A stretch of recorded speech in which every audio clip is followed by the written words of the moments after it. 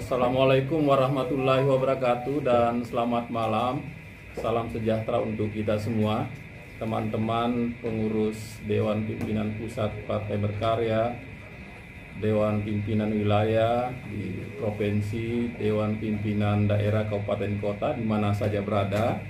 Barusan saja kita dikagetkan oleh berita beberapa oknum yang mengatasnamakan Dewan Pimpinan Pusat Partai Berkarya mengadakan konferensi pers yang mengatasnamakan DPP dan Mahkamah Partai. Perlu kami luruskan pertama bahwa rapat pimpinan nasional pertama Partai Berkarya 27 Desember 2020 yang lalu, kita telah merubah komposisi kepengurusan Mahkamah Partai dan telah disampaikan kepada Kementerian Hukum dan HAM per 28 Desember 2020, di mana sebelumnya Ketua Mahkamah Partai Pak Samsu Jalal digantikan oleh Pak Andi Samsul Sakaria, dan suratnya sudah resmi dan terdaftar di Kementerian Hukum HAM. Yang kedua, bahwa apa yang diinformasikan dan disampaikan oleh teman-teman yang mengatasnamakan pengurus DPP, oknum pengurus DPP itu adalah hoax.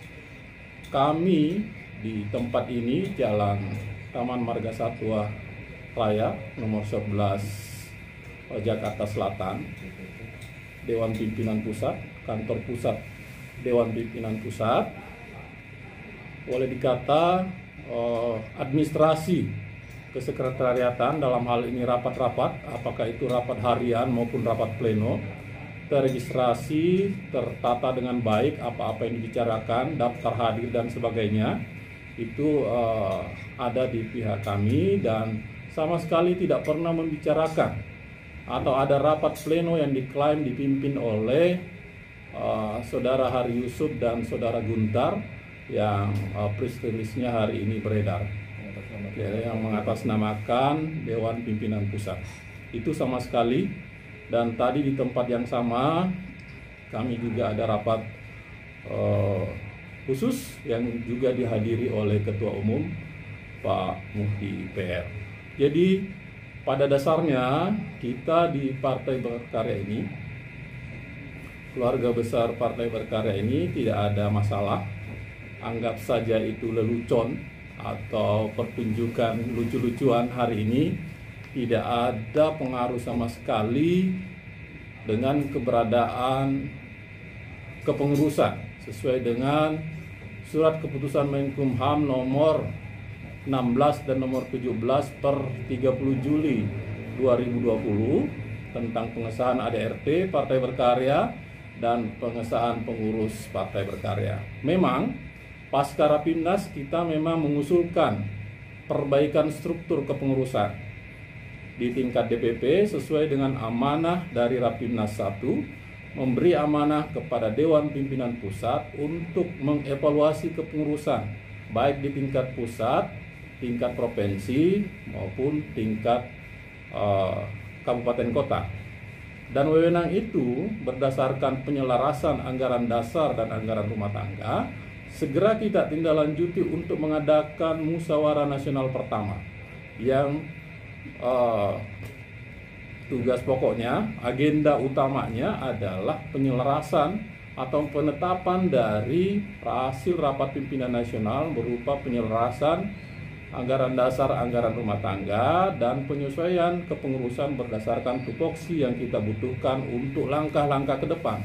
Karena langkah-langkah ke depan ini kita dibebani oleh berbagai macam tugas, termasuk tugas eksternal kita bagaimana memperjuangkan Partai Berkarya ini dengan partai-partai non-parlemen untuk bisa menjadi peserta pemilu 2024 dengan ikut berpartisipasi dalam pembahasan perubahan undang-undang pemilu untuk pemilu 2024. Kemudian masalah internal kita, bagaimana kita mensolidkan kepengurusan dari tingkat pusat hingga tingkat bawah, tingkat kelurahan dan desa, sehingga keputusan dan kebijakan yang diambil berdasarkan anggaran dasar, anggaran rumah tangga dan juga dituntun oleh peraturan Undang-Undang Partai Politik nomor 2 tahun 2011, perubahan dari Undang-Undang Parpol nomor 2 tahun 2008, yang menegaskan tupoksi parpol itu, di mana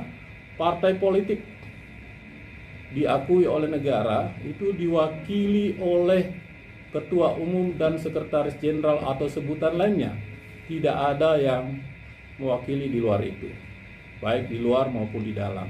Olehnya itu, apabila ada teman-teman di luar itu yang mengatasnamakan parpol, partai berkarya, tanpa sepengetahuan ketua umum dan ketua sekjen, tanpa persetujuan ketua umum dan sekjen, ya, kegiatan-kegiatan itu adalah ilegal, dan kami DPP Partai Berkarya yang sah tidak mengakui secara administrasi, secara hukum, dan secara organisasi, dan kita akan mengambil tindakan secara hukum dan secara organisasi. Olehnya itu, kepada teman-teman keluarga besar Partai Berkarya di mana saja berada, baik di tingkat pusat, provinsi maupun kabupaten kota, agar tetap tenang, kita fokus kepada agenda-agenda kita ke depan, termasuk mempersiapkan musyawarah nasional pertama kita dalam rangka menyelaraskan anggaran dasar, anggaran rumah tangga kita untuk menghadapi tahapan-tahapan politik kita ke depan.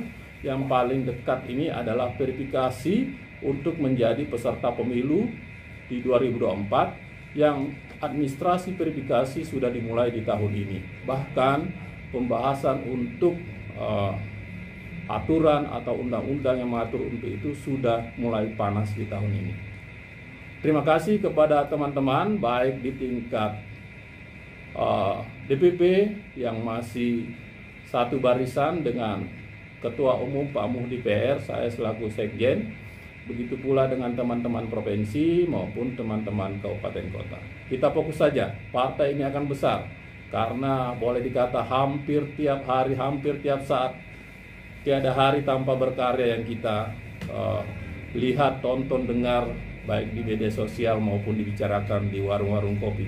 Mudah-mudahan ini adalah awal dari kebesaran kita. Dengan dinamika ini adalah riak-riak kecil yang akan kita lewati, dan di depan mata untuk pemilu 2024 kita rapatkan barisan untuk menghadapi riak-riak yang besar, baik dari internal kita maupun eksternal kita. Salam berkarya. Assalamualaikum warahmatullahi wabarakatuh.